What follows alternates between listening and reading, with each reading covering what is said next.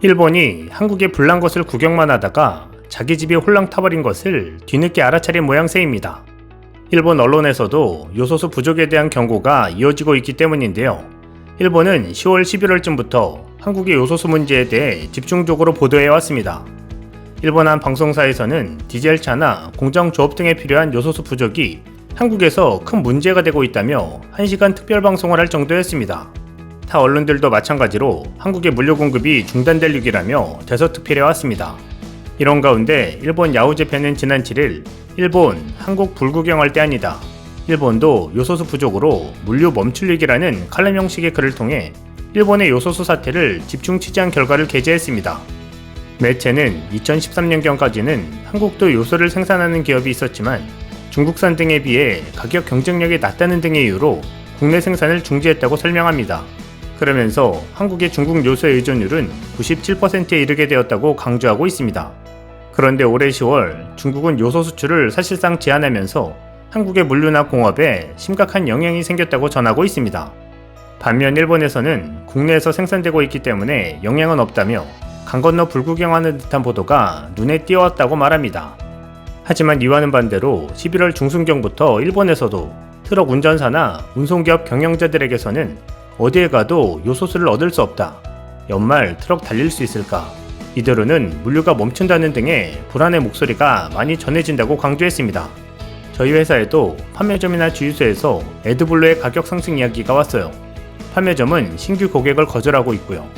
제조업체는 원료 수입 지연이 발생 중인 것으로 알려졌어요. 앞으로도 파장이 커질 것 같아요. 늘 들여오는 주유소는 언제 정상 판매로 돌아갈 수 있을지 모른다는 겁니다. 쓰레기 수집차는 거리 타기로 머플러의 자동 재생도 많기 때문에 줄어들기도 보통의 트럭보다 빠르기 때문에 걱정입니다. 요소수 어디 찾아도 없습니다. 현장에서는 꽤 심각해지고 있습니다. 왜 일본은 이렇게 조용한 것인지 이상합니다. 연말은 물류 성수기라 이대로는 정말로 물류가 멈출지도 몰라 불안합니다.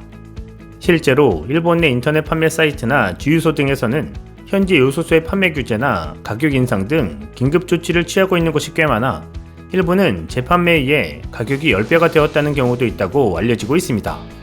한국에서 20리터짜리 요소수 한 통이 4만원 정도인데 일본에서 같은 용량의 요소수는 30만원가량에 팔리고 있습니다. 또 10리터짜리 요소수 한 통이 한국에서는 24,000원 정도 하는데 일본에서는 20만원 정도에 팔리고 있습니다. 일본인들은 정부만 믿고 있다가 날벼락을 맞은 셈입니다. 칼럼은 정부가 국내에서 생산하고 있기 때문에 괜찮다라고 했음에도 불구하고 왜 일본에서도 요소가 부족해진 것일까라는 물음을 던집니다. 칼럼은 세 가지 이유를 들고 있습니다.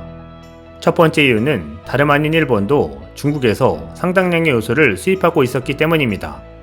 일본은 요소의 주원료인 암모니아의 80% 가까이를 자국 생산하고 있는 것으로 알려졌지만 이번 취재에서 이야기를 들려준 세계 요소수 제조업체는 모두 요소는 일본도 중국으로부터의 수입에 크게 의존하고 있다고 입을 모았습니다.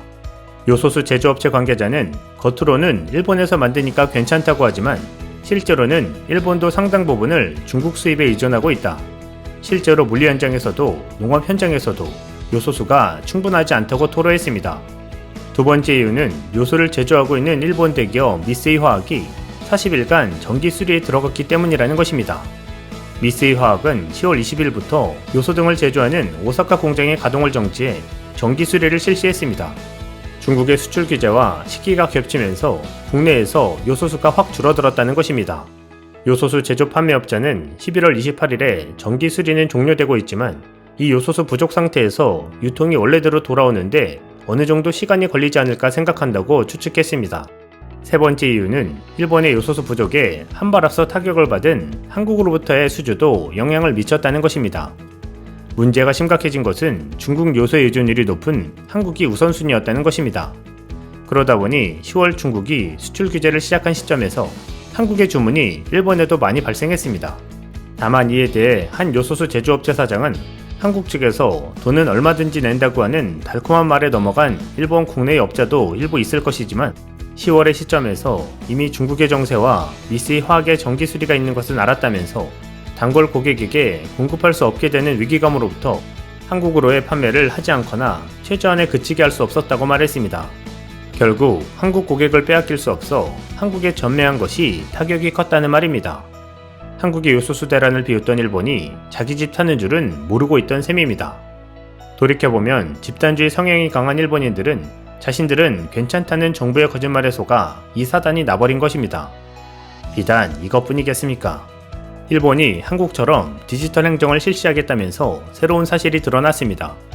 일본 정부가 오는 20일 코로나19 백신 접종 전자증명서 발행을 시작할 예정인 가운데 잘못 등록된 접종 관련 정보가 500만 건에 달할 수 있다는 분석이 나온 것입니다. 잘못된 정보를 수정하지 않은 채 전자증명서를 발행하면 엉터리 접종 이력을 보여주는 셈이 될 수 있어 신뢰성 문제가 불거질 것으로 보입니다. 10일 교도통신에 따르면 일본 전자행정 업무를 관장하는 디지털청은 코로나19 백신 접종 기록 시스템에 등록된 개인 접종 정보 1억 건 중 약 500만 건의 내용이 잘못됐거나 오류 가능성이 있는 것으로 드러났다고 밝혔습니다.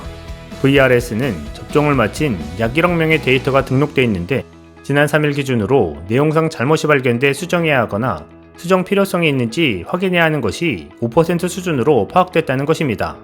잘못 등록된 사례로는 2차 접종 정보만 입력했거나 1차보다 2차 접종일이 빠른 사례가 다수 확인됐습니다. 또 백신 제조 번호가 정확하게 등록되지 않거나 같아야 할 1, 2차 접종 백신의 종류가 다르게 기재된 사례가 적지 않았습니다.